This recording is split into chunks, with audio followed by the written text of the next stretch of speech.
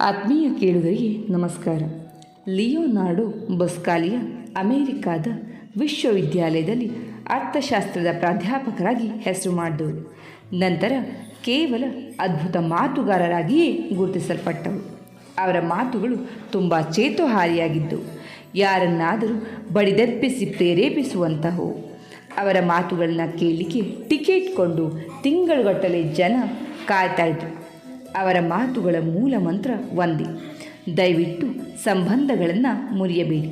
ಯಾವುದೋ ಒಂದು ಮಾತಿಗಾಗಿ, ಸಂದರ್ಭಕ್ಕಾಗಿ ತಲೆ ಕೆಡಿಸಿಕೊಂಡು ಮನಸ್ಸನ್ನು ಹಾಳು ಮಾಡಿಕೊಂಡು ಸಂಬಂಧಗಳನ್ನು ಮುರಿದುಕೊಂಡವರು ಅನೇಕರು. ಸಂಬಂಧಗಳನ್ನು ಮುರಿಯೋದು ಸುಲಭ, ಆದರೆ ಅವುಗಳನ್ನು ಸ್ಥಾಪಿಸೋದು, ರಕ್ಷಿಸೋದು ಸುಲಭ ಅಲ್ಲ. ಅದಕ್ಕೆ ತಾಳ್ಮೆ ಬೇಕು, ತಿಳುವಳಿಕೆ ಬೇಕು. ಅವರಿಗೆ ಆದ ಒಂದು ಸಂದರ್ಭ ಹೀಗಿದೆ.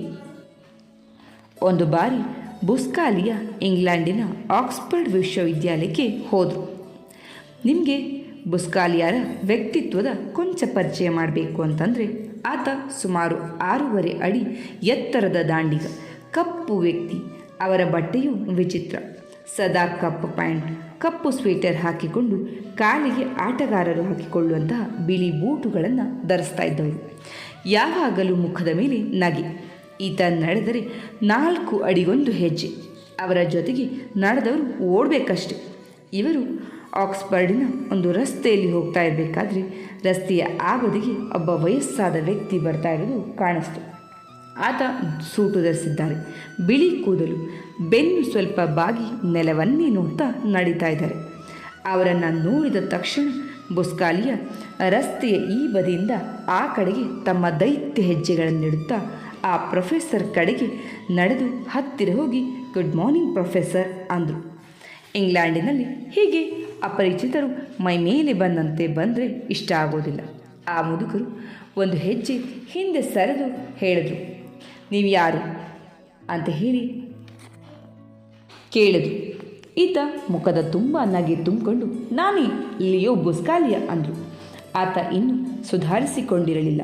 ಕೋಪದಿಂದಲೇ ಹೇಳಿದ್ರು, ನಿಮ್ಮ ಪರಿಚಯ ನನಗೆ ಬೇಕಿಲ್ಲ, ಅದು ನನಗಿಷ್ಟವೂ ಇಲ್ಲ ಅಂತ ಹೇಳಿ ನಡೆದೇ ಬಿಟ್ಟು. ಮಾರನೇ ದಿನ ಬೆಳಗ್ಗೆ ಬೊಸ್ಕಾಲಿಯ ಮತ್ತೆ ಅದೇ ರಸ್ತೆಗೆ ಹೋಗಿ ಆ ಪ್ರೊಫೆಸರ್ ಬರುವುದನ್ನೇ ಕಾದಿತ್ತು.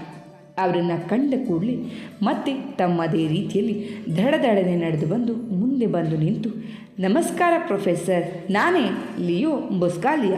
ಅದೇ ನೀವು ನಿನ್ನೆ ನನ್ನನ್ನು ಪರಿಚಯ ಮಾಡಿಕೊಳ್ಳಿಕ್ಕೆ ಇಷ್ಟಪಡಲಿಲ್ಲ ಅಲ್ವೇ?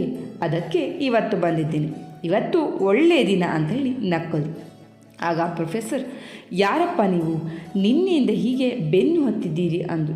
ಆಗ ಬೊಸ್ಕಾಲಿಯ ತಮ್ಮ ಪರಿಚಯ ಮಾಡಿಕೊಂಡು ಪ್ರೊಫೆಸರ್ 1 ನಿಮಿಷ ಮೂಕಸ್ಮಿತರಾದರು. ಅವರು ಬೊಸ್ಕಾಲಿಯಾದ ಹೆಸರನ್ನು ಕೇಳಿದ್ದಾರೆ, ಆದರೆ ಭೇಟಿಯಾಗಿರಲಿಲ್ಲ. ಇಷ್ಟು ದೊಡ್ಡ ಪ್ರೊಫೆಸರ್ ತಮ್ಮನ್ನು ಪರಿಚಯಿಸಿಕೊಂಡಾಗಲೂ ಅವರೊಂದಿಗೆ ಸರಿಯಾಗಿ ಮಾತನಾಡಲಿಲ್ವಲ್ಲ ಅಂತ ಅವರಿಗೆ ಬೇಜಾರಾಯಿತು. ಕ್ಷಮೆಯನ್ನು ಕೇಳಿದ್ರು ಕೂಡ. ಆತ್ಮೀಯ ಸ್ನೇಹಿತರಾದರೂ ಇಬ್ಬರು. ನಂತರ ಇಬ್ಬರು ಅನೇಕ ಮಹತ್ವದ ಗ್ರಂಥಗಳನ್ನು ರಚಿಸೋದು. ಅಕಸ್ಮಾತ್ ಮೊದಲನೆಯ ದಿನದ ಪ್ರತಿಕ್ರಿಯೆಯಿಂದಾಗಿ ಬೊಸ್ಕಾಲಿಯ 2ನೇ ದಿನವೂ ಹೋಗಿ ಪ್ರಯತ್ನಿಸದಿದ್ದರೆ ಈ ಸಂಬಂಧ ಏರ್ಪಡ್ತಾ ಇರಲಿಲ್ಲ. ಗ್ರಂಥಗಳ ಸೃಷ್ಟಿಯೂ ಆಗ್ತಾ ಇರಲಿಲ್ಲ. ಸಂಬಂಧಗಳು ತಾವೇ ಮುರಿತವೆ. ಯಾವ ವಿಶೇಷ ಪ್ರಯತ್ನಗಳು ಅವಶ್ಯಕತೆ ಇಲ್ಲ. ಆದರೆ ಸಂಬಂಧಗಳನ್ನು ಬೆಸೆಯೋದಕ್ಕೆ ಪ್ರಯತ್ನ ಮಾಡಲೇಬೇಕು. ಗಟ್ಟಿಯಾದ ಸಂಬಂಧಗಳಿಂದಲೇ ಪ್ರಪಂಚ ಬೆಳೆಯುತ್ತಾ ಹೋಗುತ್ತೆ, ಬದುಕಲು ಅರ್ಹವಾಗ್ತಾ ಹೋಗುತ್ತೆ, ಕತೆ ಅರ್ಥ ಆಗಿರುತ್ತೆ ಅಂತ ಭಾವಿಸ್ತೀನಿ. ಕೇಳಿದ್ದಕ್ಕೆ ಧನ್ಯವಾದ.